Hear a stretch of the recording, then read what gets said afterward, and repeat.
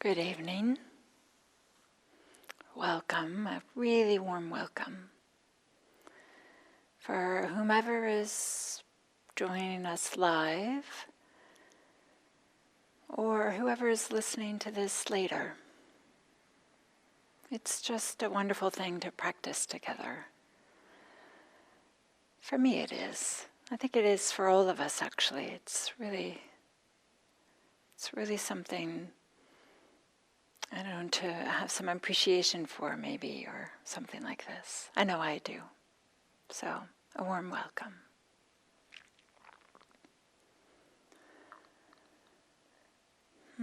So we'll begin with a guided meditation. So for this meditation, allowing yourself to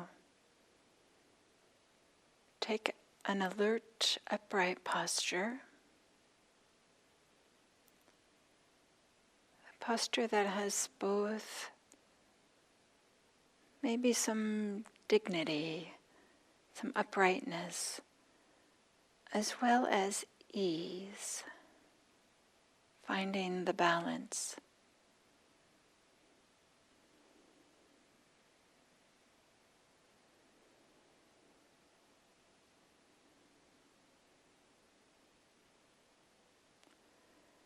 And allowing a sense of arriving.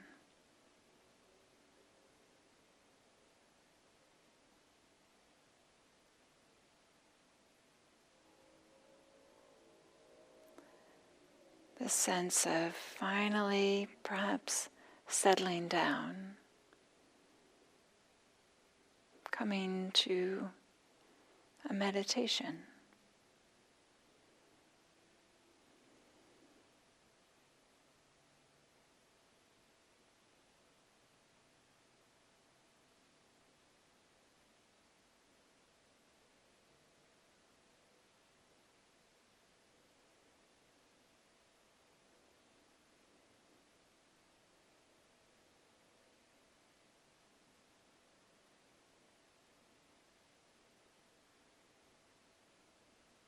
Maybe this arriving includes tuning into the bodily experience.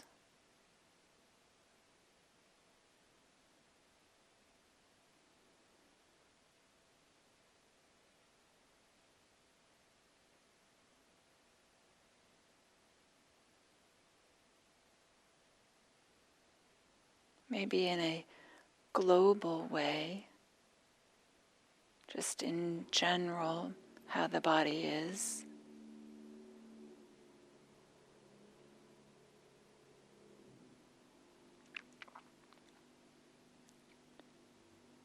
Or maybe there are specific bodily experiences that are drawing your attention.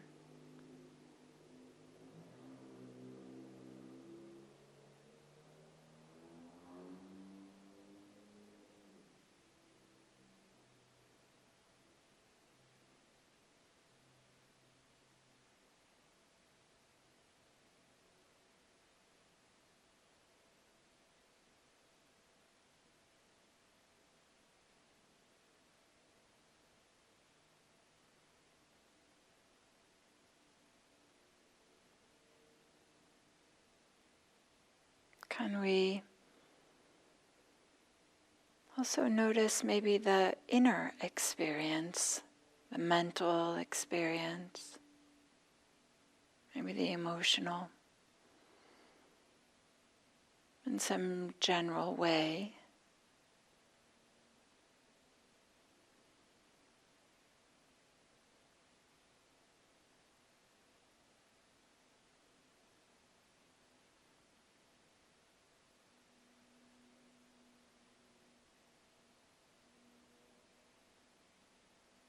Maybe there's a sense of restlessness or tiredness, or just generally being distracted and haven't quite arrived here.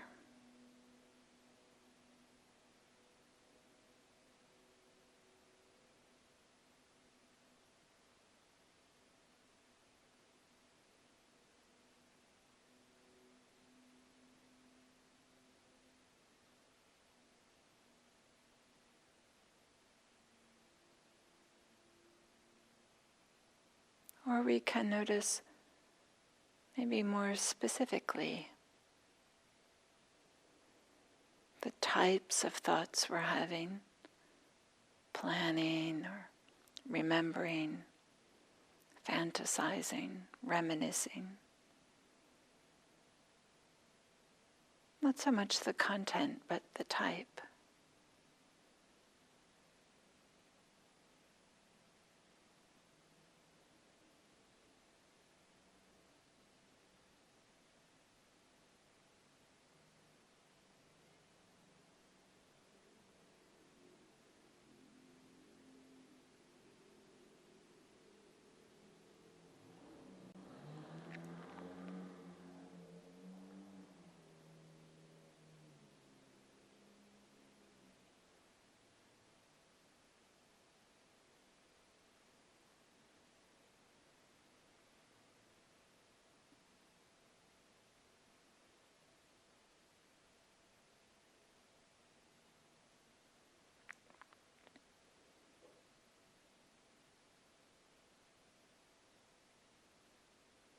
And we might bring our attention to the sensations of breathing as a way to help the mind settle, help the body find ease.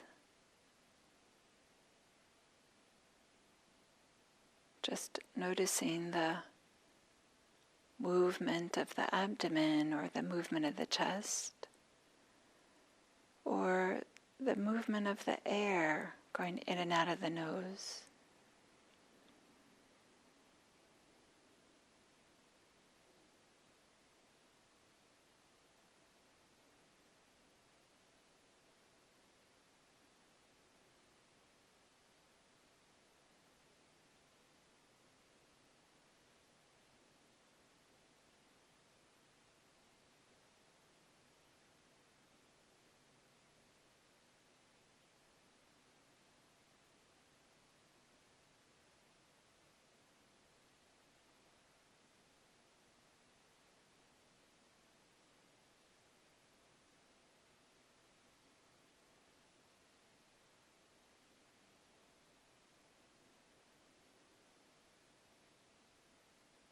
Becoming sensitive to the experience of breathing, tuning into, maybe becoming aligned with the experience of breathing.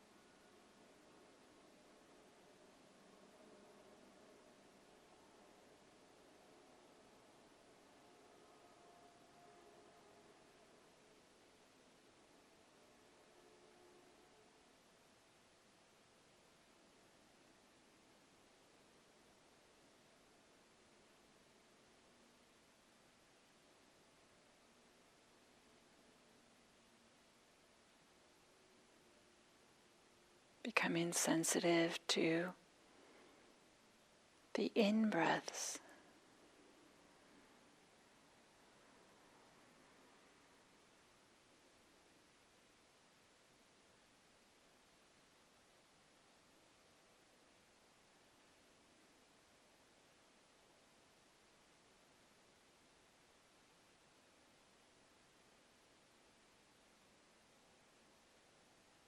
becoming sensitive to the out-breaths.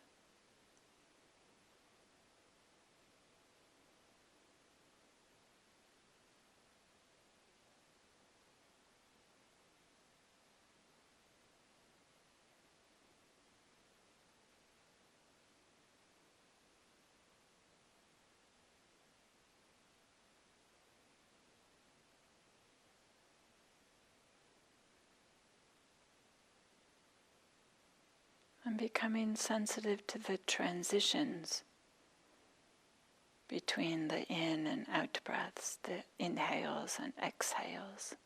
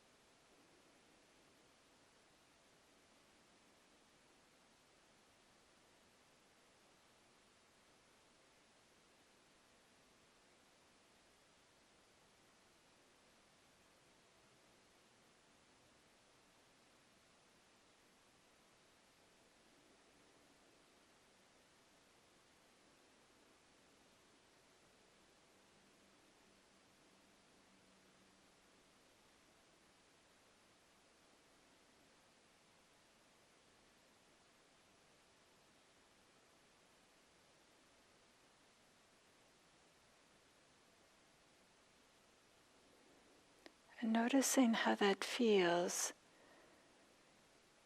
to use this expression, becoming sensitive to the in-breath, as opposed to taking the in-breath as an object, for example.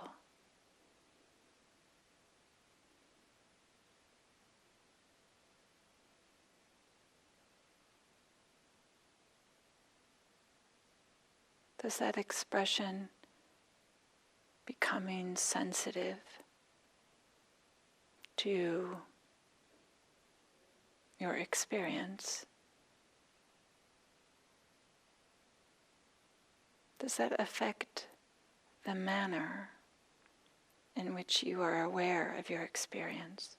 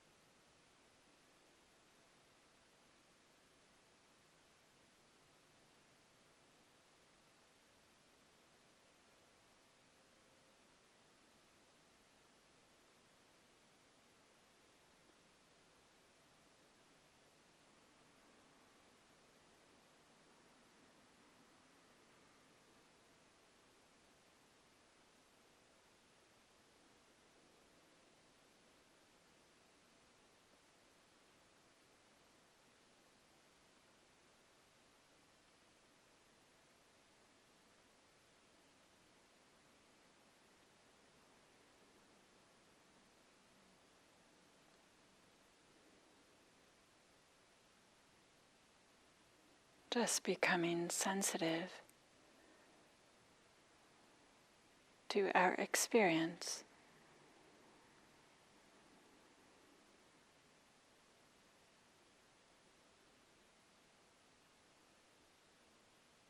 In a relaxed, open, easy way.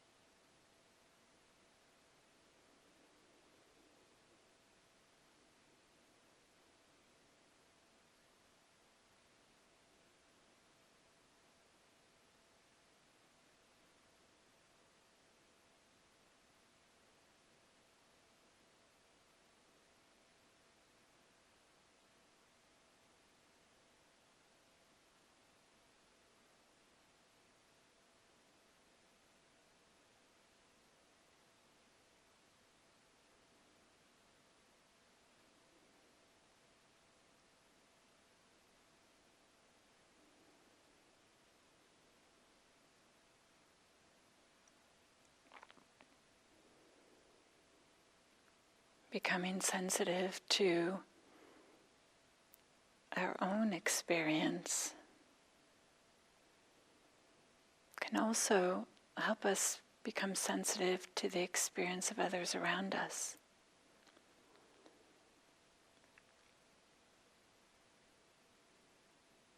Perhaps there are some that could use some help, or maybe they just need somebody to listen to them.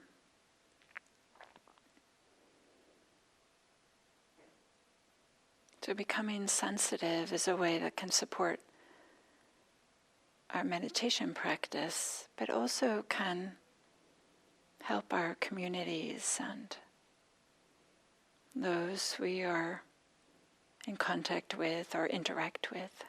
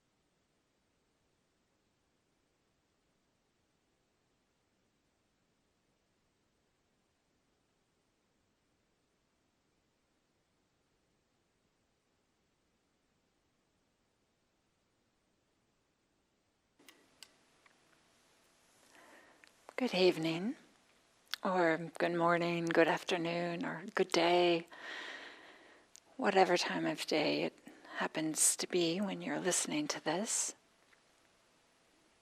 If you're here in California at the same time that I'm speaking, it's evening.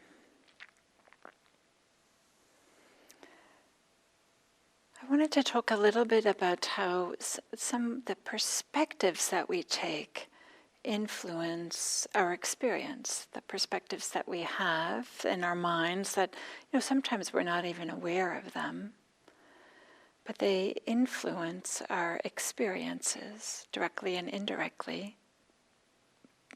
And one way is to use this expression that I used a little bit in the guided meditation of becoming sensitive to, quote unquote, as a way to think about practice, to think about our meditation practice, to think about our Buddhist practice as something about becoming sensitive to. And we can think of this expression sensitive to as being like attuned to or noticing.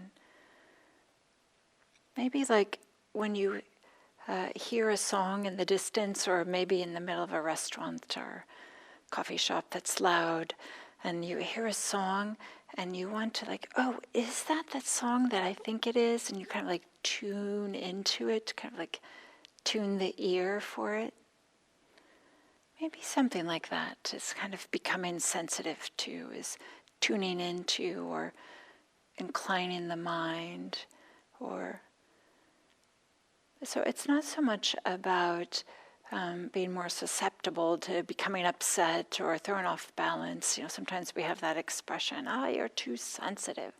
That means that you're getting overwhelmed by your experience. So that's not what I am pointing to here. But being sensitive to our experience is more just maybe using our senses, all of our senses, in a more complete way. In a way that maybe as little antennas or something like that. And one of the reasons why I bring this up is this idea of that we might consider or take the perspective that practice, meditation practice, Buddhist practice, is about becoming sensitive, is because how we conceive of the purpose of meditation affects the approach we take towards practice, and maybe some subtle ways.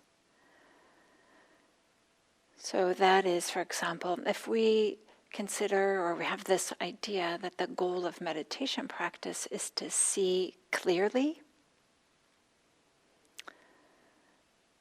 which is a perfectly reasonable thing to do, but we might find ourselves then, we have this idea that we have to create a magnifying glass and that we are straining to magnify our experience. We're straining to get a closer and closer a view and to see clearly, and maybe we're straining to really zoom in. And we might not be noticing that little bit of straining, or maybe it's not even little, maybe it's obvious. So having this perspective of becoming sensitive to is an alternative to this idea that we have to see clearly. Or maybe we have this idea that meditation, the goal of meditation, the purpose of meditation is to have no thoughts. And then if we have that idea, then every time thoughts arise, and let's face it, thoughts arise during meditation. They may get quieter and quieter and wispier, but not at the beginning of meditation. And when we have this idea that the purpose of meditation is to have the thoughts go away, then when thoughts arise, then can be this repeated, maybe it's subtle, but this sense of disappointment, this maybe a sense of frustration. And then maybe comes in some comparing mind. That is, that we're remembering that time 3 years ago when we went on that retreat and that weren't any thoughts for a little while, or maybe we're comparing to what we imagine other people's experiences are. Seems like some other people, they clearly aren't having any thoughts. They're sitting so quietly, or something like this. So having the idea that meditation is about not having any thoughts, having that perspective about meditation is a way that influences our experience.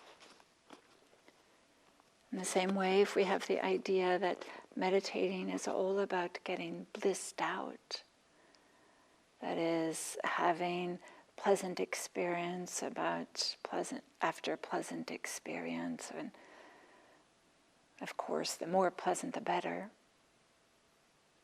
then we might spend all our time just trying to get comfortable, all our meditation time, trying to bat away or push away anything that doesn't seem like it's helping us get to our happy place, or that happy place. And again, might be this irritation and frustration and annoyance as we try to shove away everything that seems to be getting in the way of our getting blissed out.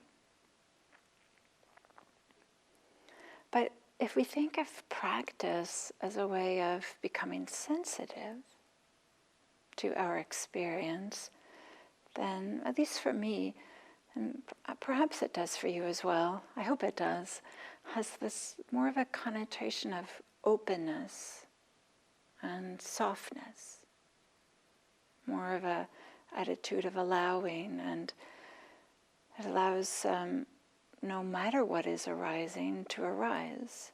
We're just tuning into it or noticing it. And having this perspective that meditation practice is about becoming sensitive to our experiences helps us to recognize that there are a range of experiences.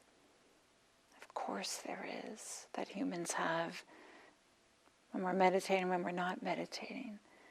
There are thoughts, there are uncomfortable experiences, there are things that are unclear. But if we have the idea that becoming practice is about becoming sensitive, then we can just have the attitude, well, can I just be aware of whatever's arising now? can I hold these experiences instead of trying to make them different or push them away? And can I be sensitive to what's happening in a way that supports some stability and steadiness? And with some warm-heartedness, some softness. So one reason why I'm talking about this is that just to recognize that the perspective that we take influences our experiences, and in particular, the perspective that we take about the goal influences the way that we might think about or behave in the means. And so our perspective about the goal of meditation might affect our response to or the way that we or practice, the way that we practice. And this is worthwhile reflecting on. What is your view about the goal of meditation, the purpose of meditation? Is there a particular way in which you think about which experiences should be arising, or what the purpose of meditation should be? Maybe it's not as explicit as the language I'm using right now. Maybe it's not even clearly defined in your mind.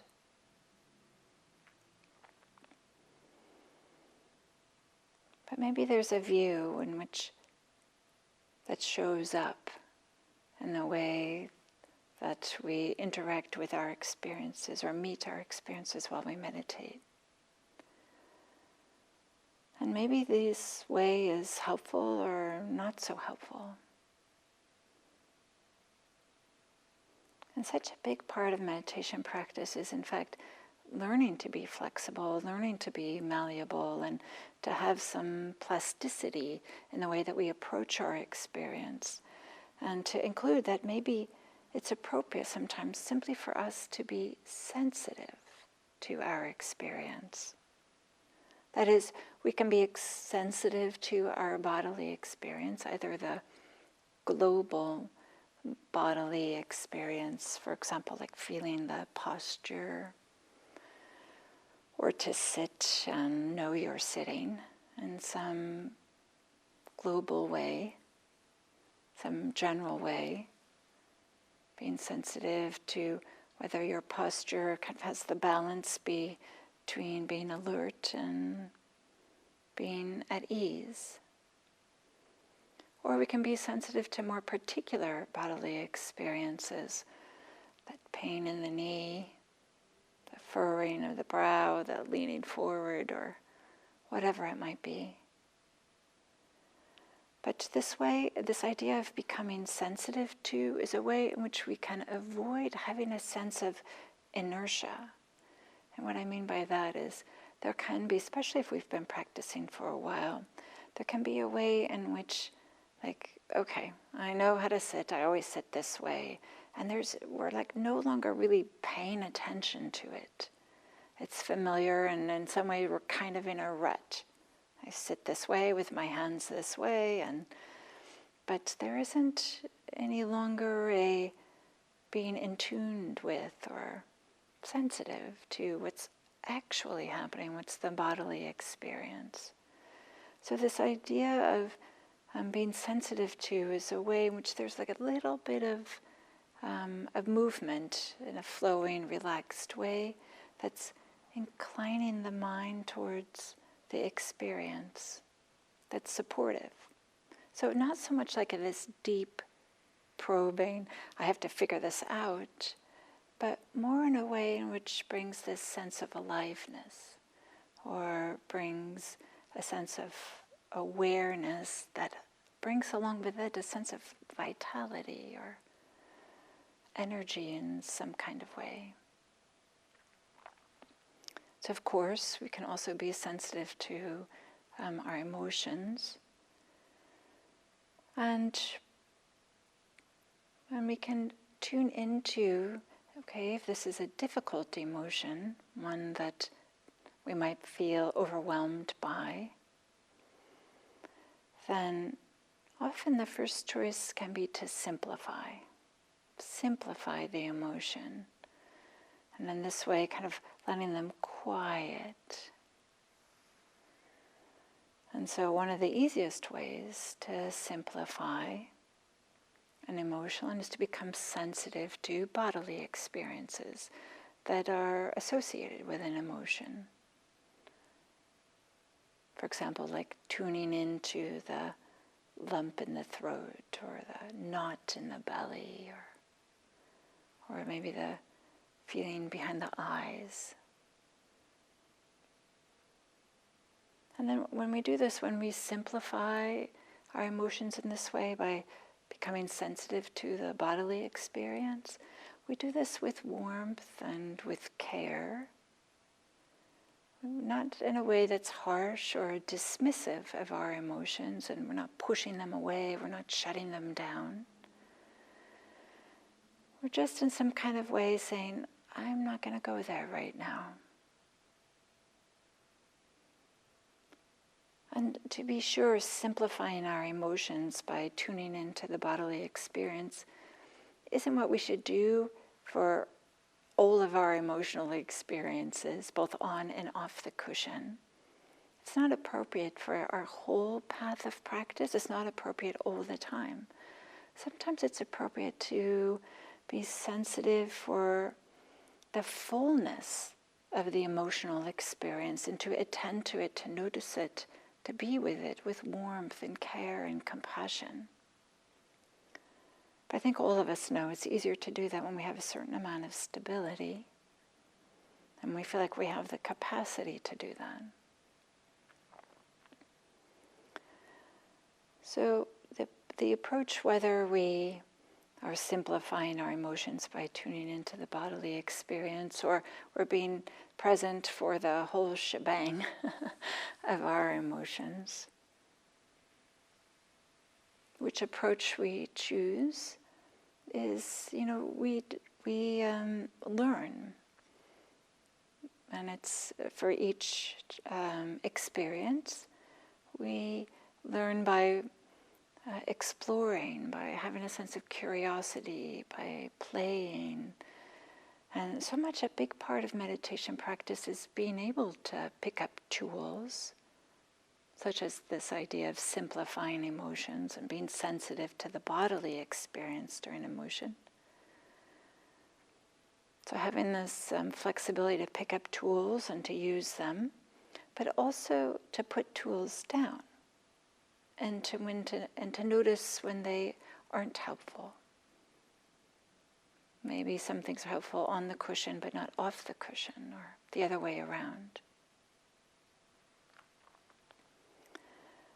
So being sensitive to our emotions and which tools that we're using to be with them also includes being sensitive to what leads to more suffering and what leads to less suffering. And there's so many different ways we might determine this. Suffering might be feeling overwhelmed, or it might be a feeling of constriction and stuckness. Or it might be still difficult and uncomfortable, but there might be a little bit less suffering because we're being sensitive to what's happening, and there's still a little bit sense of being able to move forward, that there's a moving through or metabolizing or processing in some kind of way that maybe we don't even understand. So this idea of being sensitive also to what kind of tools that we're using, and is this the best tool at this time? And sometimes we don't even know that. Maybe I should say all the time. We only learn this through experience, through trial and error, which of course means there will be a lot of times when we discover, oh, yeah, maybe that wasn't the best way, but it's what I did, and I learned something from it. So in the same ways, we can be sensitive to our mental experiences. We can be sensitive to, in general, what are some of the perspectives or attitudes that we have? For example, do we find ourselves stuck in a us versus them, me against the world kind of a mindset, in which we find that we're doing a lot of blaming? I can't believe they did that. That person said that. I can't believe I did this. Yeah, when we find ourselves filled with the kind of feeling being stuck in this way of this us versus them, or blaming, when there's these really strict ideas of there's a self here and maybe there's a self over there, and that self shouldn't be that way, or this self shouldn't be that way. Or, of course, we're not using this type of language explicitly, but there can be like this general attitude or perspective that we're taking, in contrast to maybe finding ourselves filled with appreciation or gratitude or certain softness or openness to our experiences, even though they might be uncomfortable or they might be comfortable. But the perspective we take influences the comfortableness or uncomfortableness of those experiences. So we can become sensitive to the general way in which we are with our thoughts, just this kind of global sense of me versus the world, or maybe a global things are okay and there's an openness and softness, gentleness towards types of thoughts that we have or attituding that we have. In the same way, we can become sensitive to the particular types of thoughts that we're having. A lot of planning, or a lot of fantasy, or reminiscing, or story making of some sort or another. Or we might become sensitive to the particular type in terms of it being light or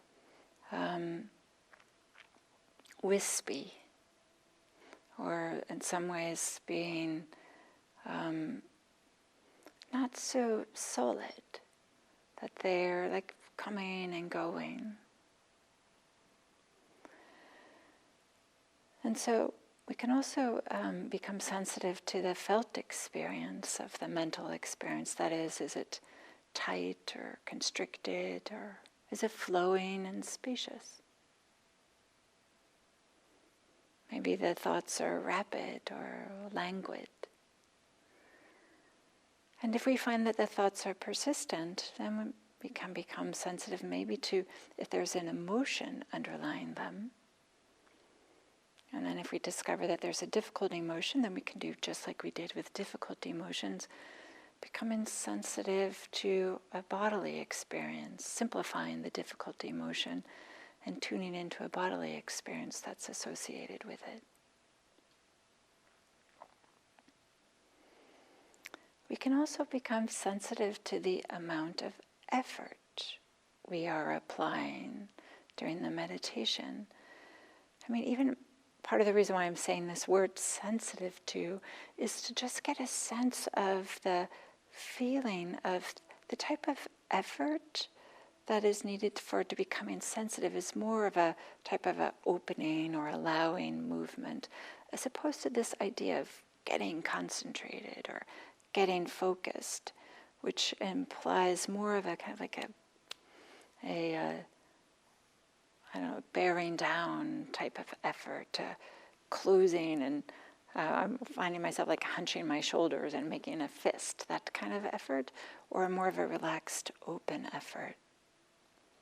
And so becoming sensitive to or getting focused on, it might have the same direction, the same movement, but there's a way in which there's a different flavor.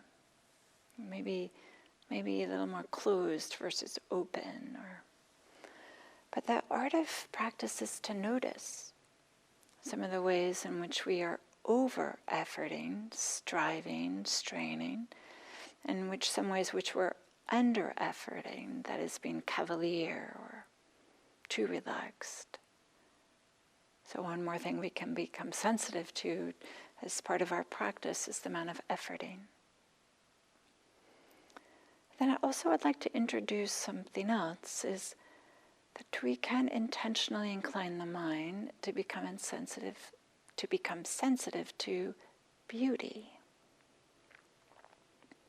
Allowing ourselves to be nourished by the visual beauty around us. It's only one type of beauty, is visual.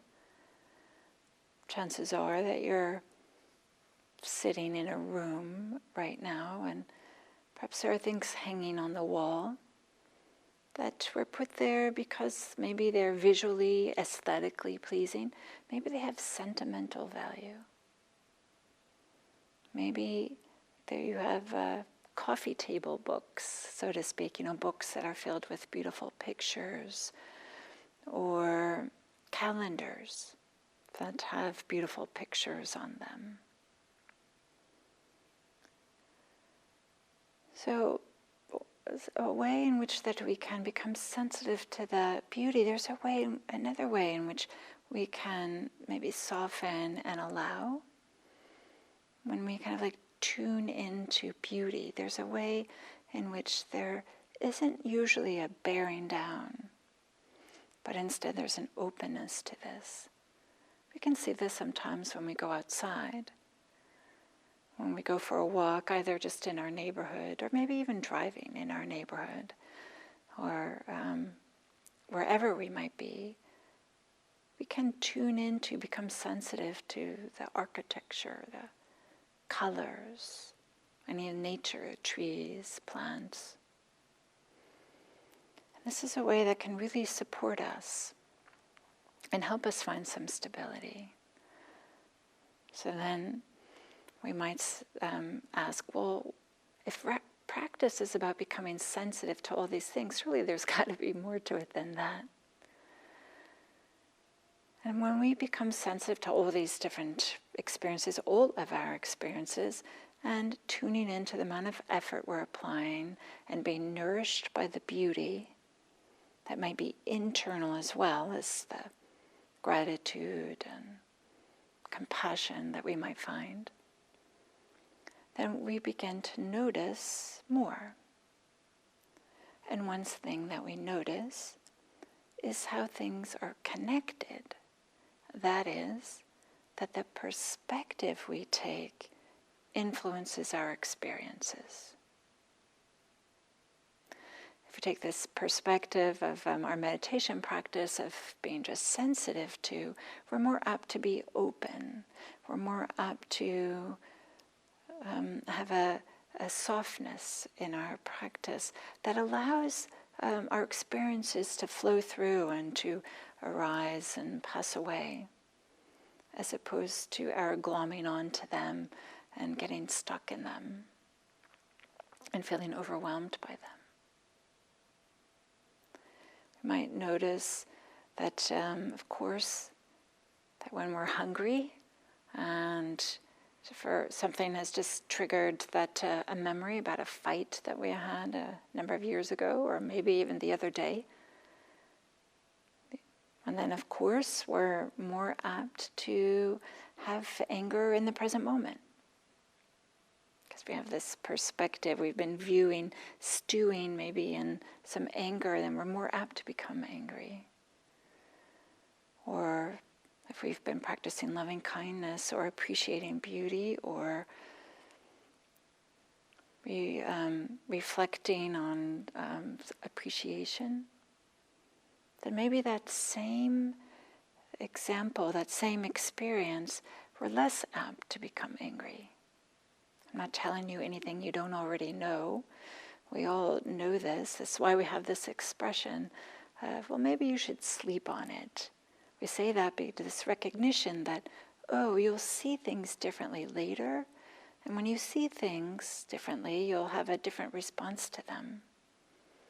But so much about practice, in some ways, maybe one of the most important things about practice is to see all the different conditions that come together to create the present moment experience, including our perspectives, including what's happening in our mind, kind of like the ecosystem of our mind. And recognizing this, we can adjust, shift, affect our perspectives, which then affect our experiences, which then make it easier to affect our perspectives. And when we start to see that our perspective affects our experiences, then we're less apt to really hold on to our experiences as being, this is the solid, true nature of this experience right now. This is the truth, absolute truth of the moment. We tend to hold it a little bit less tightly when we know that the perspective that we take influences our experiences. Then we don't hold our experiences as tightly.